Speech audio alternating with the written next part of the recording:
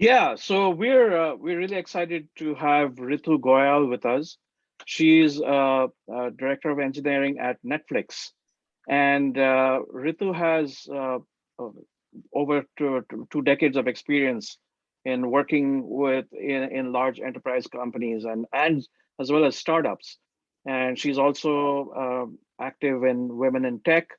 And what is particularly interesting about the topic that she has is a concept that she will describe as farming for dissent, and it's a way to define or to improve product strategy, and it's something that is used actively at Netflix. And I'll let Ritu actually approach the topic without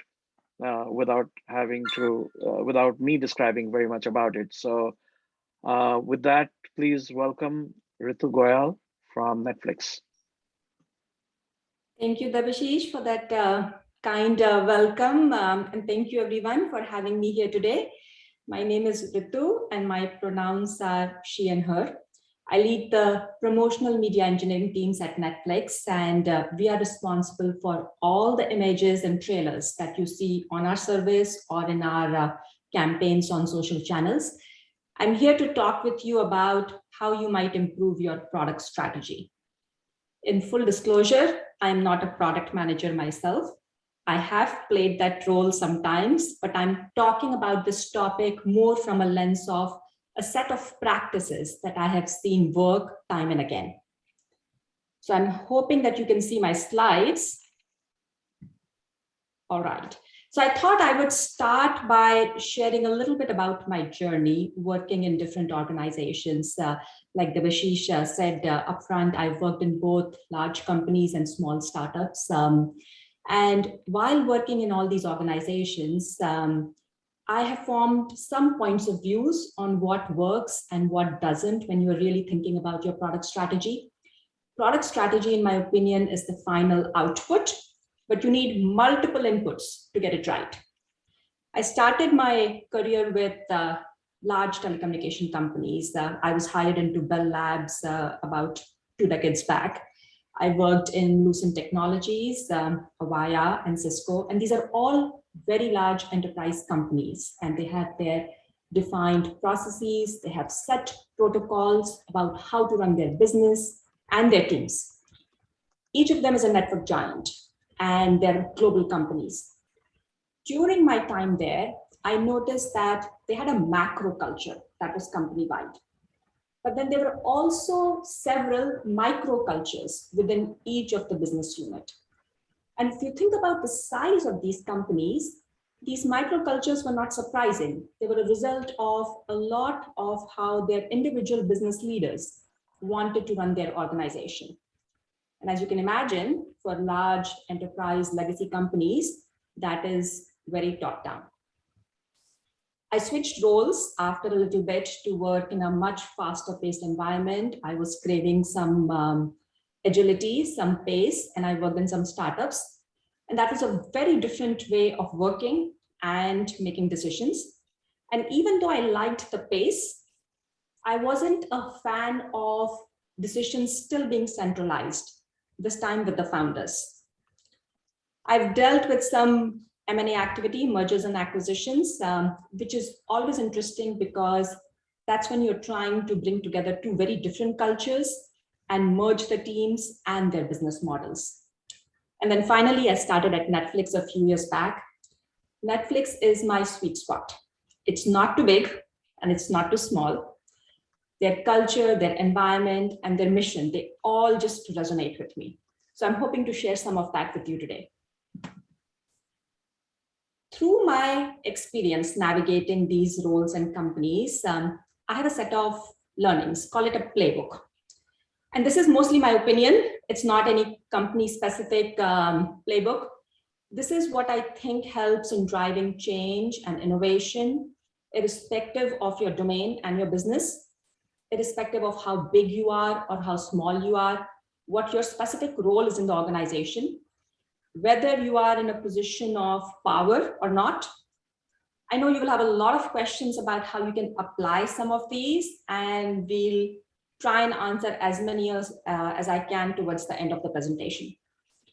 So if you really wanted to drive change and improve your product strategy, this is what I recommend you do. You start by defining the culture that you want. And the textbook definition of a company culture is it's a set of shared values, goals, attitudes, and practices that characterize an organization. It's the way people feel about the work that they do, the values that they believe in, where they see the company going, and what they're doing to get it there. Next, you hire the people who embody that culture. Then you create the routines that reaffirm that culture, which is very important because you have the culture, you have the people, but how do they actually practice that culture day to day? So you need to be creating some routines around it. You model the behaviors that map the culture, and you do it every day. It just becomes a practice. And finally, you focus on the outcomes.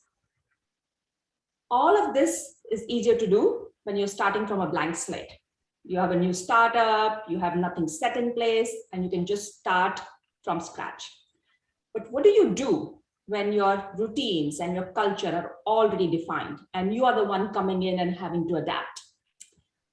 Culture is a living thing and it evolves constantly. So even for companies like Netflix with a published culture deck, our culture needs constant work, and we are making adjustments to it as we learn.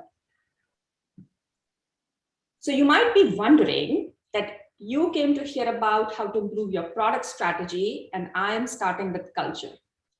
So what am I really trying to say here? What is the relationship of culture to product strategy, which is the real topic that you are interested in? So let's dive in.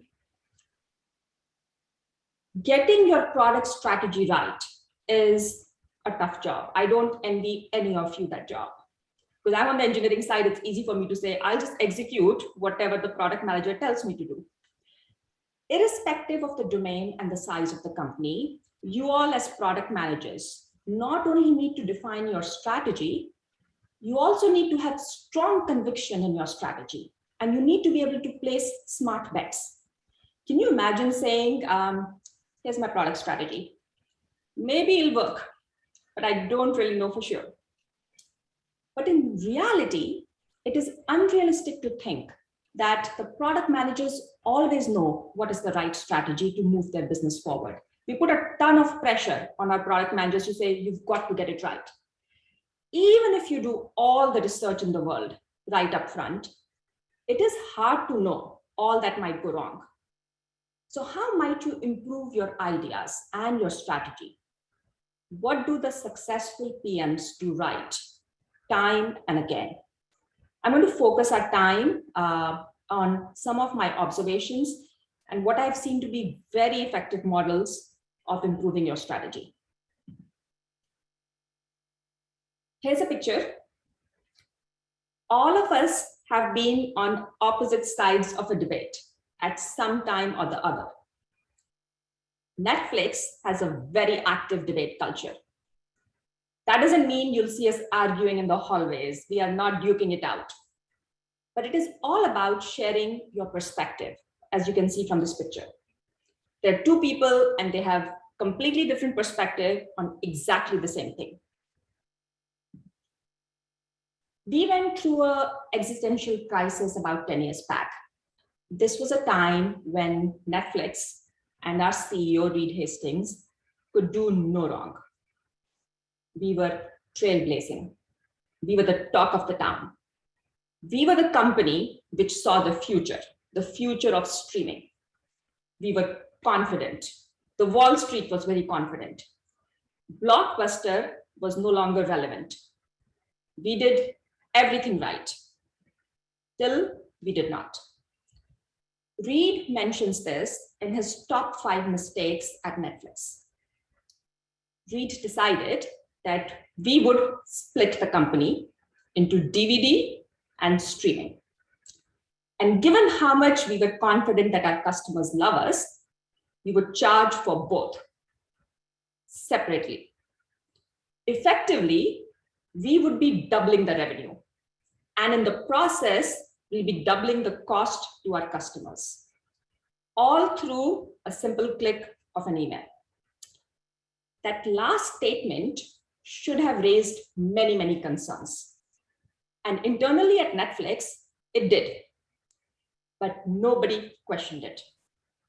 It was not debated because we couldn't imagine that Reed could be wrong. Because he'd been right for so long, we thought this must be the right thing to do. And that was the biggest lesson that we learned at Netflix. Since then, we have actively and intentionally created a culture where we invite debate and we farm for dissent. It's useful in these forums to get a supporting point of view, but it is even more useful to get flagged for what could go wrong. What is our blind spot? What is it that we are not considering? Or simply, why is this a bad idea? Let's talk about techniques which have led to more transparency, better decision-making, and how we have improved our strategy over time. I am going to be opening a poll on Zoom for you to take. Tom, if you could please load the poll for me. And you have about 30 seconds or so to respond to it. Okay, we have the poll up. So if you don't see it, look around on your Zoom windows. It should be maybe hidden behind something, ideally not, but 32. If you're seeing a poll, you're seeing 4 questions on that poll. And the questions are, how do you make decisions in your organization? And you have 4 options to choose from. Top down, bottoms up, majority rules, which is kind of like a democracy, and a consensus based, where everybody agrees. How do you make decisions in your organization? All right, get your answers in. We've got just a few more seconds here and we'll close it off. All right, so I'm going to close the results here and share it with everyone. Share the results.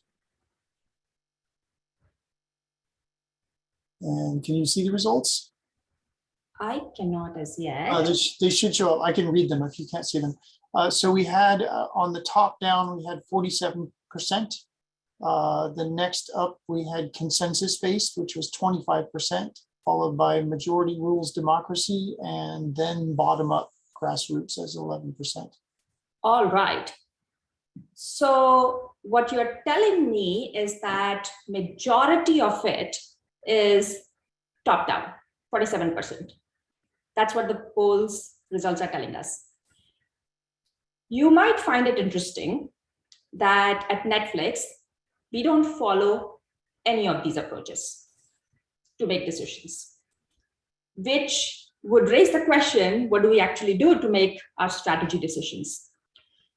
We've learned over a period of time that we are most effective when we practice individual decision-making with input. So we all need to make decisions that allow our team and our products and our business to move forward. But if all the decisions were made by one person only, and 47% of you know that it is top down in your company, we are losing out on valuable perspective from a bunch of other people who are all part of that company.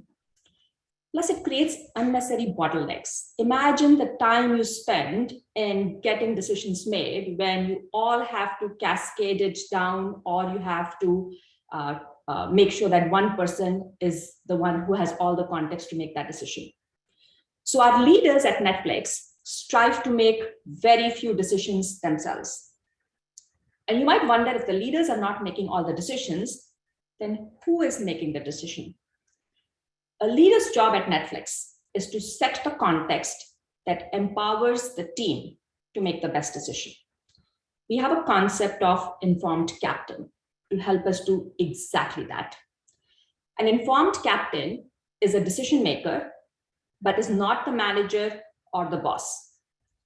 You become an informed captain because you are the person with the most context, and you are the one who's most suitable to drive a specific outcome. We will not judge your performance on a single decision that either fails or succeeds, but on your overall ability to move the business forward. Informed captain is not a designation, it's not a title, so you can't just get one, but it's a role that you play in a setting that allows people to make the best and the fastest decisions.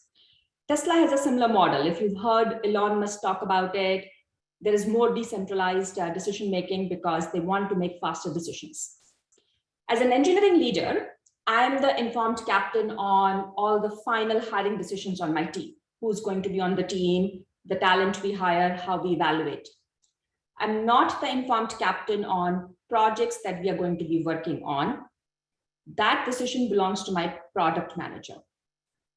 I'm also not the informed captain on how long it will take to finish a specific project or when we might release it to users. The engineers on the team take on the informed captain role for all product execution.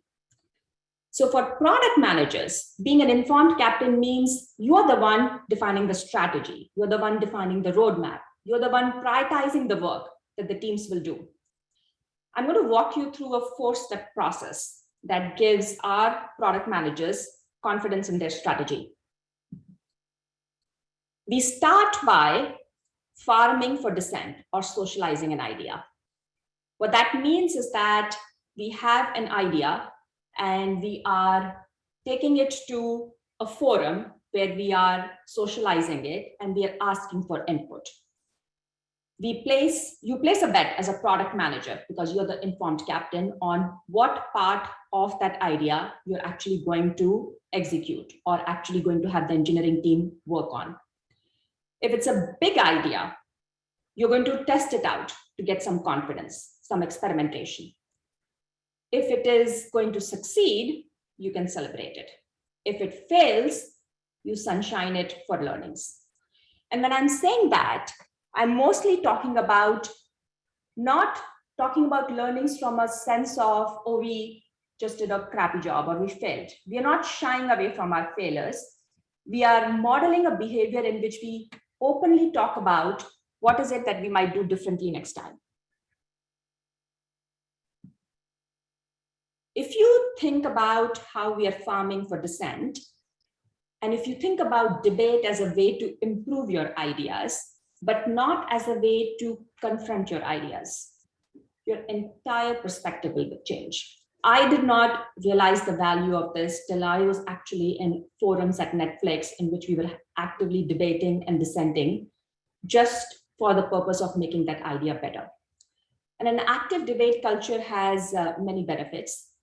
As a company, we value it so much that we've put some structure around the best ways to have a healthy and a productive conversation. To unlock a debate culture, you'll need some kind of process to guarantee good outcomes. Otherwise, it's a free-for-all. We value written communication as a way to facilitate debates. Whenever you're farming for dissent, we encourage you to write a memo and to socialize it with folks to get their feedback and their input. We write memos and we use written docs and comments on the margins. If you have used Google Docs, you can comment on the margins as a way to get feedback. Sometimes just reading the comments up front can give you an idea of both supporting and dissenting points of views. We write a lot of memos. We really have a memo-driven culture. And no, we don't write them on Post-its, though that would make it for fun reading.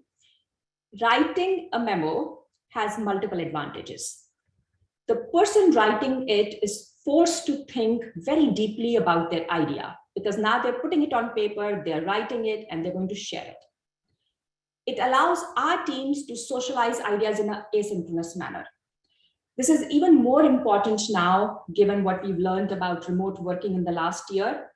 the hallway conversations have been replaced by more async communication. It allows us to share information openly and transparently. Most of the memos at Netflix are open to all employees. You can go find a ton of memos that will give you context on what our business is working on.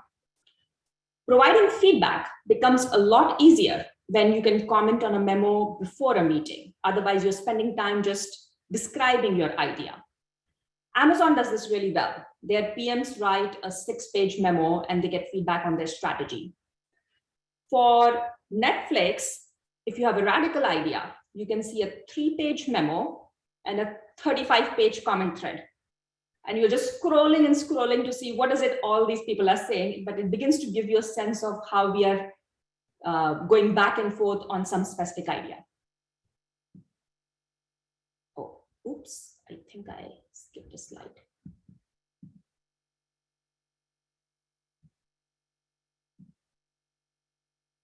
Try that again. All right. We've thought about what makes a good memo, since it is so important to drive debates and outcomes at Netflix. Writing a detailed memo is important when you have a lot of information to share, and that detail could be useful in some settings. But for a number of our memos that we are reading or we are writing, being clear, being concise, it clearly trumps over being descriptive and being too detailed. Ideally, a memo is 1 to 2 pages so that you don't lose the attention span of the reader and you're able to communicate that idea.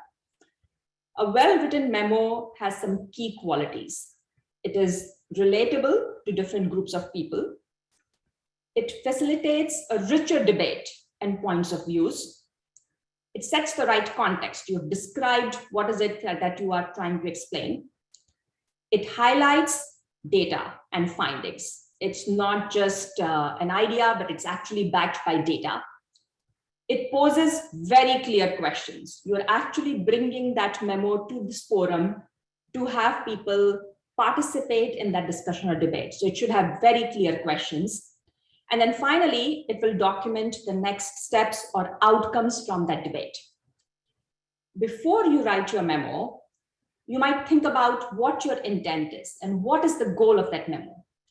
And then after you write your memo, you should revisit that to make sure, did I really stray true to that intent? Because sometimes as you're writing, you deviate from it and find out, okay, what I'm describing is actually not really my goal. We write memos for multiple settings and in different formats, but for the large part, our principles remain the same. Now that you have written a great memo, we need to move to the next step of actually setting up a debate. So this gladiator style room is a picture of a conference room in Netflix. And we don't duel over here, but we do debate all our product strategy. Our first goal is to get everyone in the frame of mind for a debate. So instead of having this conversation in a regular meeting, I would usually set up a dedicated meeting that's focused on this conversation, which is meant to invite the debate. It gives everybody a sense of mental permission to be engaging, to dissent, and even be edgy if they want to. We call these meetings STRAT, short for strategy, but the name is not the most important thing. You can call it whatever you want, but the idea is to keep it focused on the debate and to keep it recurrent.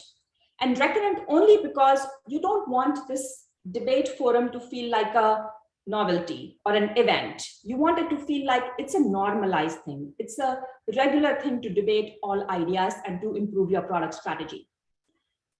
The other key thing is that ideas can come from anywhere. So whenever possible, you might want to cast a wide net. You keep the meeting invite open. It is not an elitist meeting. It's not only for product managers. It's meant for anybody who can contribute to that idea or to that memo. Mostly the rule at Netflix, or the entry ticket, if you want to say, is if you've read the memo and if you've got any thoughts on it, bring your thoughts to the forum. If you're here just to listen in, it's probably not as useful, But if you have some ideas, bring it to strat. A key thing I will point out is that we are not making any decisions in this meeting. The focus of this meeting is on the conversation and to gather a bunch of ideas. It's not to defend or to prove a point that you are trying to make.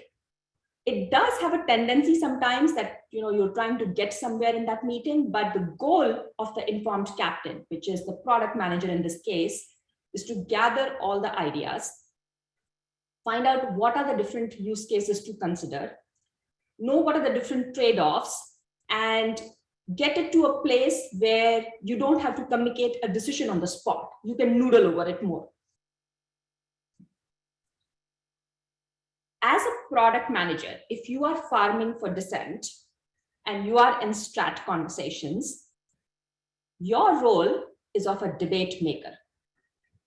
You have to be intentional and proactively invite specific people to improve your idea. A good memo for a strat conversation should provide not only the context, but also seed the discussion questions. So the person running this debate keeps it focused on these questions. If you remember, the goal is to help you in the areas where you need more clarity and you haven't really made a decision. So you're inviting this debate so that all the perspectives in the room help you refine your strategy and get it to a better place. One gotcha is to make sure you are really hearing all the voices and perspectives. Meetings like this tendency to have a couple of loud voices that just monopolize the debate. So even before the pandemic and everyone was joining virtually into these kinds of meetings, we had a tactic in place that you've got to raise your hand and wait to be called upon to express your opinion. And it works really well for us. The conversation might feel a little formal, but it also ensures that everybody in the meeting is getting a chance to participate and talk uninterrupted. And a lot of times you might see that somebody else has made my point and I don't necessarily need to talk. I don't need that face time. So people will just do a quick +1 and then we'll move on. So it keeps the conversation engaging. There are times that we see debate between members in the room on either side, and the core team who's actually pushing for that idea is just listening. They're not even involved. And these are the best ones because now you're seeing two different perspectives and the counter opinions and the merits of them. It does not make your job as a product manager easier, but it is a really fun way to debate. Once you have a bunch of ideas and you are farming for Dissent, it doesn't really matter who suggested that idea. We will debate all of them openly, even if those ideas come from our execs. Because of the lessons we've learned, we believe that it is unacceptable and unproductive when you disagree with an idea and you do not express the disagreement. So the point of view that we are taking is that if you are withholding your opinion, you are implicitly choosing to not help the company. And we can't make the best decisions unless we have input from multiple folks. That's why everyone at Netflix will actively seek out different perspectives before making any major decisions or strategy changes. For smaller initiatives, you don't need to do a big reach out. You don't need to go to strat. You don't need to farm for Dissent. But you are still actively encouraged to do some socializing, to test the temperature of your initiative in some way. You can do whatever is easy for you. You can send a memo, you can send a Slack message, you can get around a whiteboard. The choice of the method is yours, as long as you are collaborating and inviting that different perspective. If you think about the strat conversations and the fact that we are not making on-the-spot decisions, you're still focused on the outcome, that at the end of strat, at the end of that debate, you need to get to a place where you can make a decision and move forward. Sometimes the outcome would be that you will change your product strategy. Sometimes you won't. Either way is fine. because when you do make a decision, irrespective of the dissenting points of views, everyone should just commit to it wholeheartedly. Sometimes we might disagree and commit to it, but we will commit to it wholeheartedly. And then later on, after you've rolled it out, you can come back to it and evaluate if that decision panned out. So you came up with an idea, or you are one of the folks who was being polled for their opinion in a setting like this. You either read a memo or you wrote a memo. You also farmed for dissent. What might you do if in the end you got polarized feedback and you still need to make a decision? How do you move forward now?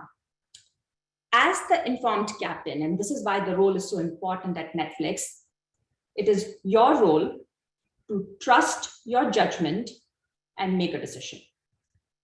Once a decision is made, we all want to make sure that it is successful.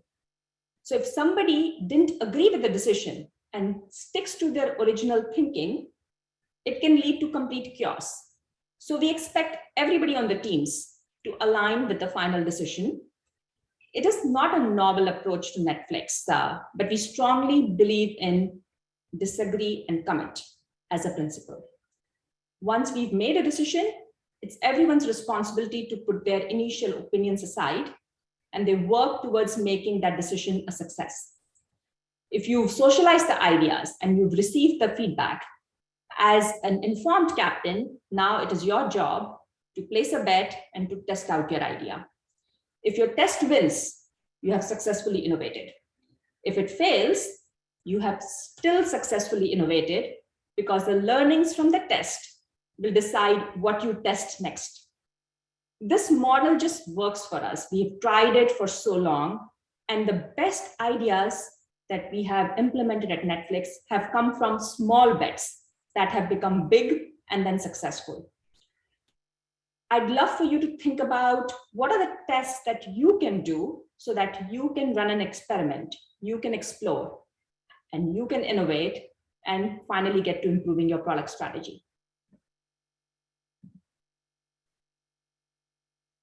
One of the jobs that you have as a product manager is to align people to march towards a common goal. The other job is to define that path. And the best product managers that I've worked with are constantly experimenting and exploring possibilities. We never made any progress because all of us were just happy with the status quo. So irrespective of whichever industry or domain that you're a part of, any change will only happen if somebody in your team is asking the question around something that needs to change or that no one else is asking that question. Or somebody is pushing a solution to a problem that hasn't existed before, that you haven't thought about. Innovation would only happen when you bring these folks together to brainstorm ideas. You are willing to fail. You're not attached to one way of doing something. And when you remove that constraint on your teams that you place on your thinking, your teams will surprise you. Time and again, I have seen that if one of the PMs that I'm working with or we have led a session in our teams where we've said that all that you need to do is give them an ambiguous problem, and we don't tell them how to solve it, and we don't tell them what they cannot do, and we just create a space that all ideas to solve this problem are welcome. Just having that environment of experimentation improves our product strategy. We do hackathons, we do brainstorming sessions, we create the space for our teams to just think about what else is a possibility, and the best idea will come from one of them. So if you talk about moonshot ideas or improving your product strategy, it sounds great, but in ground reality, it might sometimes feel unrealistic. Your business models can be rigid, you might have preset ways of functioning, and it might feel very overwhelming to even start the exploration. So I can't pretend to know each of the individual challenges that each of your teams might have, but just thinking about a hypothesis-driven experimental culture opens up a ton of doors. So if you think about what is it that you can do as a proof of concept next time to improve the next idea, that is plain experimentation. The whole idea of experimentation is that you are testing things in a scrappy way. You build something to test your idea. Your experiments might fail. In fact, most of them should fail. But you will learn and you'll iterate till they get refined and you land with the right idea, which is the good product market fit. And now you have suddenly a better product strategy. The challenge happens when that proof of concept becomes your final product, which happens a lot in many industries. So what you want to do as part of innovation are three key things. You want to fail fast, you want to learn from that experiment, and you want to iterate. That's the only way for you to get more confidence in your product strategy. If the end goal as PMs is to make great decisions, and if you work backwards from that end goal, then having the right set of people in the room to provide their opinions to you freely and with a common context, full transparency, and aligned motivations is key for you to have better strategy. As a PM, you are accountable for the right product strategy, but you don't have to come up with it all on your own. I believe your role is to enable the teams to help you shape and define that strategy. Maybe you start by seeding ideas. Maybe the ideas come from your teams. The most important thing you can do is to validate these ideas and refine this over time. Nobody needs to get their strategy right in one single shot. That, I think, is a little bit of a misnomer. So we've talked about the importance of debate culture. We've talked about the importance of culture to drive change and innovation in an organization. We've looked at why debate is important and how it helps you improve your strategy. I also shared with you how we make decisions at Netflix effectively, transparently, and together using the strat forums and the debate culture.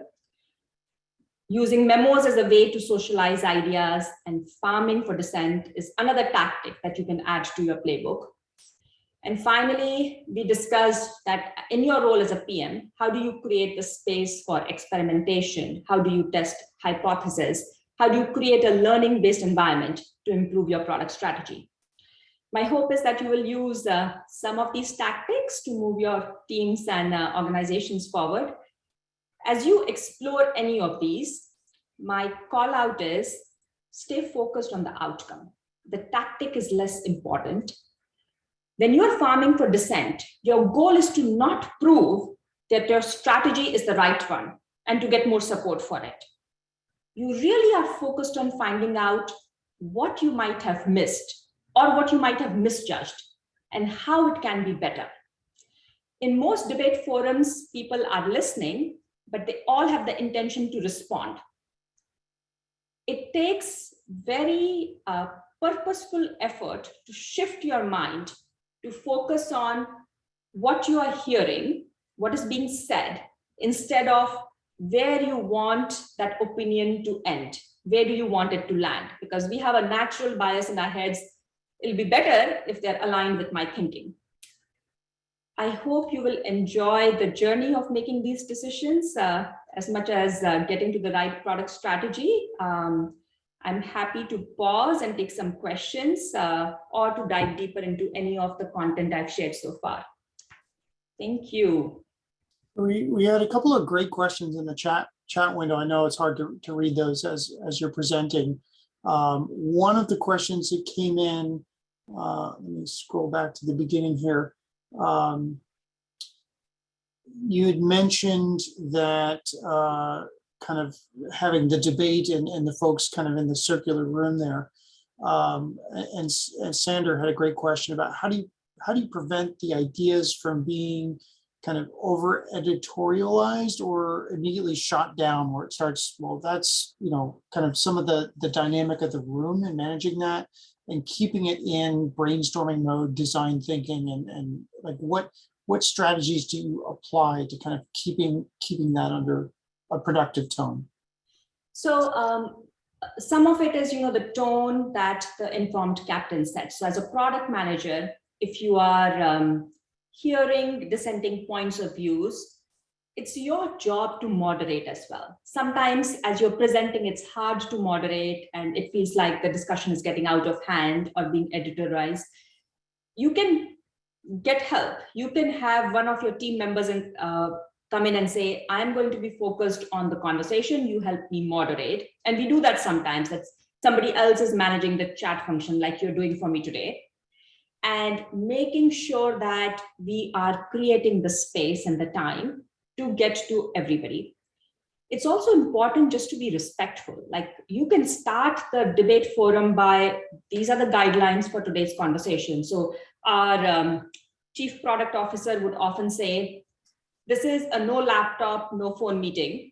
You are here to debate and dissent these ideas. We need all your time and focus, and please be respectful in the conversation. So just by giving all your time and attention, you're being respectful.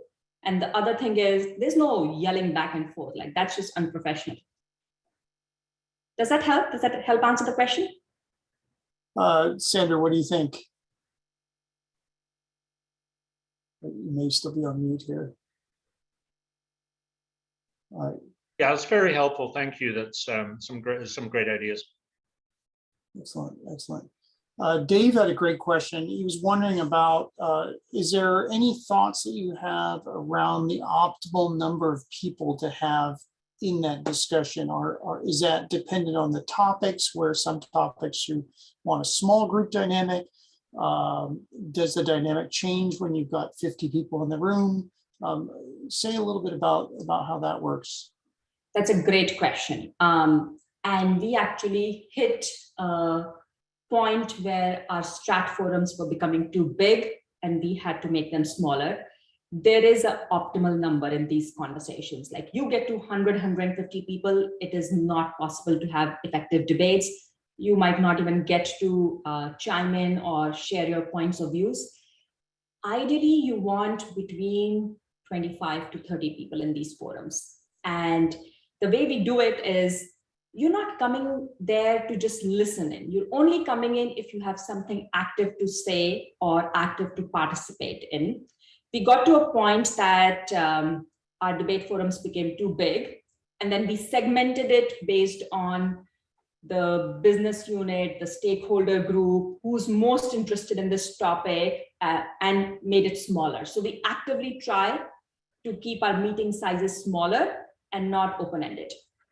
The other thing that helps is sometimes people are just curious, and in that case, they can read the memo and comment over there rather than coming to strat. Very good, very good. This is a great question from John. He was wondering, how do you keep the hippo effect of the highest paid person in the room, or the executives showing up? If the VP says, well, here's how I feel, that could shut down a lot of the dynamic of the room. So how does that manage? So this might be a little unique to Netflix, that we care less about titles and hierarchy, and our VPs are routinely shut down when they are saying something that might not land well with the teams, because the ground teams have the most context to make that decision, which is why we empower them to make the decisions. I can totally see that in companies where it's a little more hierarchical culture, it can sway the room. The important thing is you can listen to your execs and their voice, because they probably have context, or they probably have a perspective that's wider across the business. But it doesn't mean that you need to make a decision, which is why we don't make decisions in the strat. We can hear an exec and say, what do other people think? How do other folks want to respond? The tactic that has worked effectively for us is when we are debating an idea, there are user groups and stakeholders in that meeting as well. And a VP could say, I think we should do this, but it needs to be also landing well with the users and the stakeholders. So you can always pivot and say, what do our users think of this idea? Would this work for you? Very good, very good.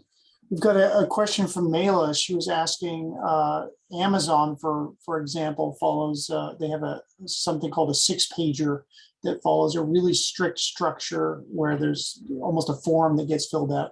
Does Netflix use a specific framework around their memos, or what do they do to help their people, especially newly onboarded people, to write their memos? So we don't have a structure like Amazon does of a 6-pager, though we are seeing benefits in having some structure as we are scaling and becoming bigger. Right now, the way our memos work is there isn't a template, but there are goals. So what is the problem that you're trying to solve? Some data to back your decision making, the outcomes that you want to achieve, and some discussion questions. But we don't have an Amazon style structure as yet. There is more flexibility given to our product managers to write a memo that makes sense for them. Very good.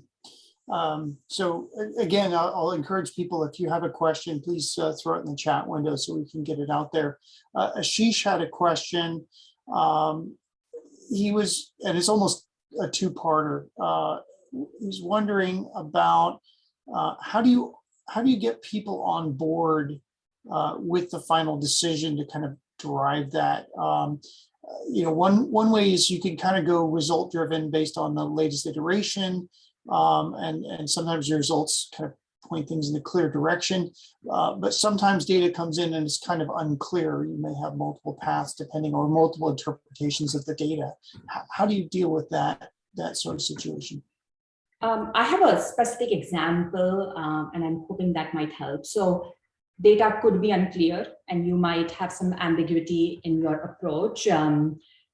What I've tried in the past and what we're even trying right now with one of the products I'm responsible for is pilots. We will create some prototype or a proof of concept or even a feature, and we will pilot it with a set of users, and then we will scale it to see what's happening. So your goal as a product manager is to get more and more clarity and get more and more data to improve your strategy. So how do you get to clearer data if you've got dirty data? And the only way to do that is to test it out in the marketplace with your users and get a little more conviction behind it. So I'm a strong advocate of pilots and then scaling those pilots. Excellent, excellent. Kind of along the same note, Gabriel was thanking you for pointing out the importance of having an experimental culture within the company. Is there any specific like continuous discovery practice within Netflix, and how does that play a part in decisioning and execution? So we have a few.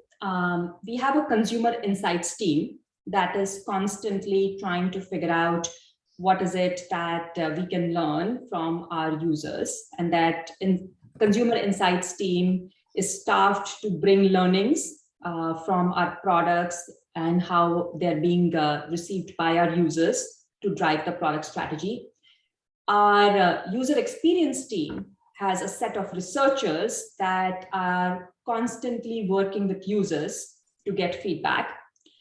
And other thing that we do is focus groups and working groups, kind of like qualitative studies, to see what's going on and to learn from that. So we have a variety of approaches, depends upon the product. Excellent.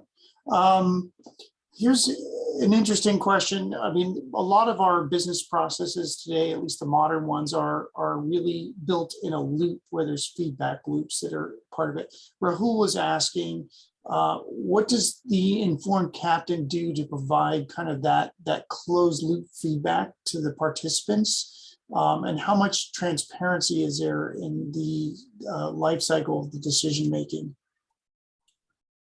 Can I get a little more clarity on that question? Is the question more around if you've made a decision, how do you communicate it to the users? Or if you are getting feedback from the users, how do you incorporate that in the product? He's got one more comment here that is there a role for metrics in the strategy measurement process? But Rahul, if you wanted to unmute and comment, you're welcome to clarify. Yeah, I think it's a bit of both, really. You know, in terms of understanding, I guess, what's the responsibility of the informed captain in terms of synthesizing what went on as part of the debate forum and communicated that synthesis back to the participants so that there's some sense of closure. Right. And then subsequently, you know, as you progress through the life cycle of that, you know, the reason you came to debate in the first place, how much clarity is there for the broader organization around what happened, you know, in terms of what gets measured or tracked, if you will. Both great questions, Rahul. So for the first one, our product managers or leaders who are bringing a topic to Strat would first bring an idea to get feedback on the idea or the strategy, and then they'll bring back a decision. So the feedback loop is similar, that you might come back to Strat and say, hey, we discussed this a month or 2 months back. We went back and did all this research or work. We talked to some users and we've made a decision and we wanted to socialize the decision. So that's the feedback loop so that everybody is involved.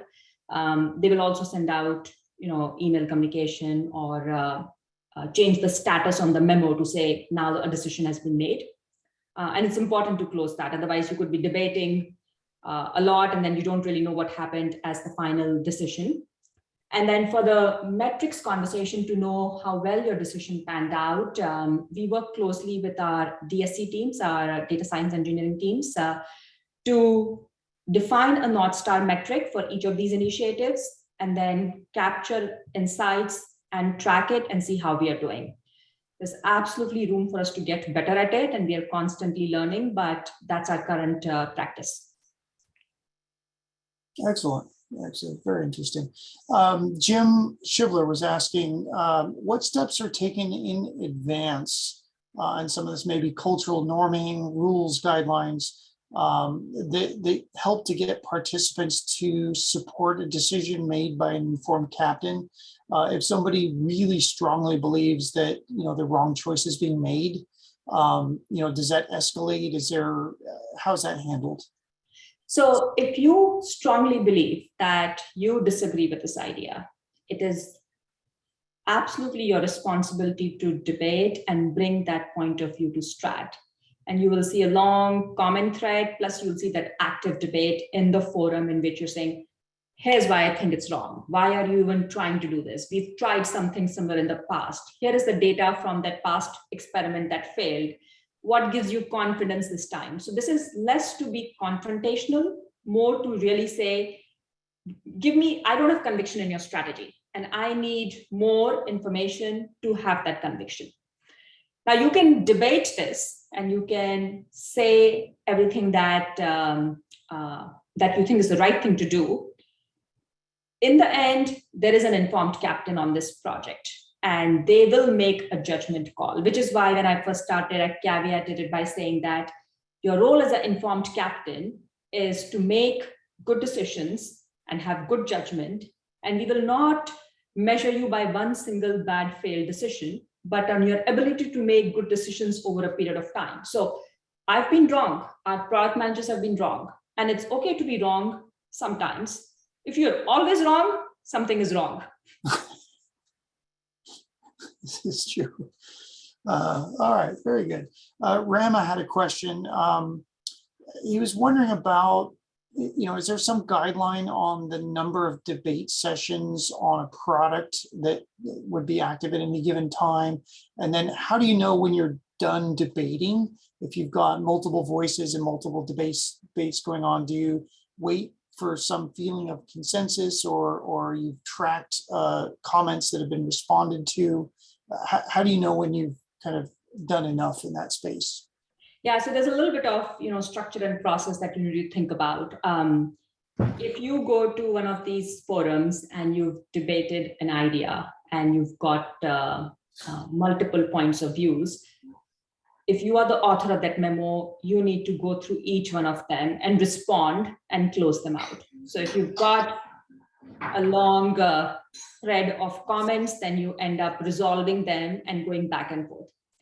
You can also often figure out that there's a theme in those comments. Not each of them is going to be unique. So you might have a smaller side conversation to say, I'm hearing that most of you think that this part needs more definition, or you don't disagree with this part. Let's talk about it. So you can have a sidebar conversation with a smaller set of folks. There's a timeliness to these events. We kind of debate things based on when we want to start working on something.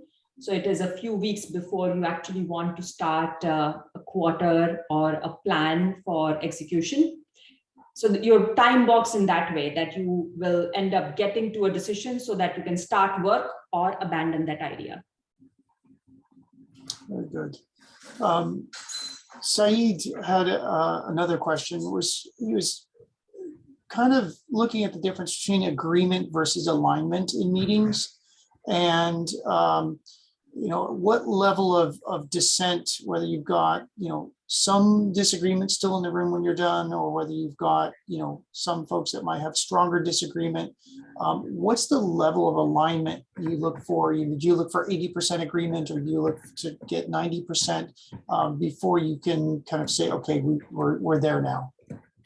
So it is variable. We have had product managers who had 20% agreement, but they had such strong conviction in testing that idea or hypothesis that they said, I'm going to make this decision because I'm the informed captain and I want to try this out. And everybody will say, that's fine. You have the space to try this out. So it's not an exact number. A lot of your job as a product manager is to inspire your teams to try and work on something that you have strong conviction in. So we are not striving to get to alignment. We are striving to get to improvement in the strategy through that debate culture that I talked about. Interesting. Very good. The final question I have here, unless we get another one in the last minute, Dave was asking, and this is a common thing among high performing companies, but where you've got a culture where you tend to, attract very high performance people, you're only keeping the high performance people on a particular team. Does that drive any dynamics within the strat forum where people are trying to, make a name for themselves, or there's some, like I could easily see in certain environments getting kind of a dog eat dog competitive, well, I'm going to get my thing in. Just thinking about ways things could go wrong in that. What do you do around that? I think our leadership does a really good job of setting the right tone for these meetings and making sure that we are challenging ideas, not challenging people, and creating space for all ideas to come in. It's split by problem space, by domains, and different product managers bring different ideas. A lot of this is to do with the culture that we set, and we are all stewardess and stewards of that culture. If we set a culture that you are here to debate an idea and not a person, that's what gets propagated in the organization. Excellent. Excellent. Well said. I think there's a certain skill set in keeping the right tone of discussion, and especially when you're discussing competing ideas within a meeting, and keeping that on a productive basis, shall we say. There are a couple of comments on, and I don't know how common the books might be within Netflix themselves, but there are a number of books out on what's called red teaming. There was Jim mentioned one of the books. Micah Zenko's Red Team. Yes. Was wondering if you had heard of those, or if those were known within Netflix. I haven't personally heard of that book, but that's not to say other folks at Netflix haven't, but I'll have to go check it out, Jim. Yeah, it's definitely was interesting. It went from everything from the historic devil's advocate that was held in religious discussions back in medieval times or the Dark Ages, all the way up through current tactics and strategies where you have somebody designated to poke holes in your idea to make sure that it holds water. And Dave was saying I might have missed one of the questions in here. Ranjan is saying reason for failure of strategy can be many different things: vision, execution, market change, other things that are not strategy related. How do you do causal analysis and say, what went wrong? Was that a failure of strategy, a failure of execution, or was it something not related to the strategy that was debated? So we do retrospectives, and we look at why something did well, some initiative or some strategy or some execution did well or not. I talked a little bit about sunshining your learnings. So if you approach this from a lens of, here is something that we tried and it did not pan out. Let's talk about what are the reasons why it didn't pan out. We just sunsetted a couple of big initiatives in my organization, and our learning was our strategy was ahead of its time. Or for one of them, it was there isn't quite the product market fit that we had thought there was, or our business model changed on us. And our business is moving so fast that the strategy that made sense a year back no longer makes sense. There is no blame game in that conversation. This isn't to say that, hey, as a product manager, I did my job, but something else changed in the business, so it's not my fault. You're mostly in that conversation to learn more about what went wrong and how do we do it better next time. So we do a retrospective if that's helpful. But our focus of that conversation is to sunshine our learnings and not to say who made the right decision and who made the wrong one. Excellent. So with that, I think we've hit the top of the hour and had a great discussion. It was very, very fascinating to see how to polish the edges off the strategy and test ideas out and really solidify a lot of strategy things. So that was fascinating to hear how that's done internally at Netflix, and clearly, a leader in that space and recognized within that. I'd like to extend a big kind of virtual round of applause for Ritu for presenting to us this evening and giving us a glimpse of one of the leading cultures in Silicon Valley, in one of our high performing companies. Once again, thank you all for showing up and participating. I would remind you again, if you missed part of this evening's talk, or you had a colleague that you'd like to recommend this to, stay tuned to our YouTube channel. We will have this posted within a couple of weeks, worst case. And then stay tuned for our upcoming monthly meetings that are coming up around kind of career planning and a lot of personal growth plans and New Year's resolutions and all of that. Now that we're getting towards the holidays, for those of you celebrating holidays coming up, happy Diwali to those that celebrate that holiday. We will see you after Thanksgiving. So wishing everyone a happy Thanksgiving as well. Thank you all. And we'll see you next month. Thanks, Ritu. Thank you, Tom and Jagadish. Thank you, Ritu. Thanks.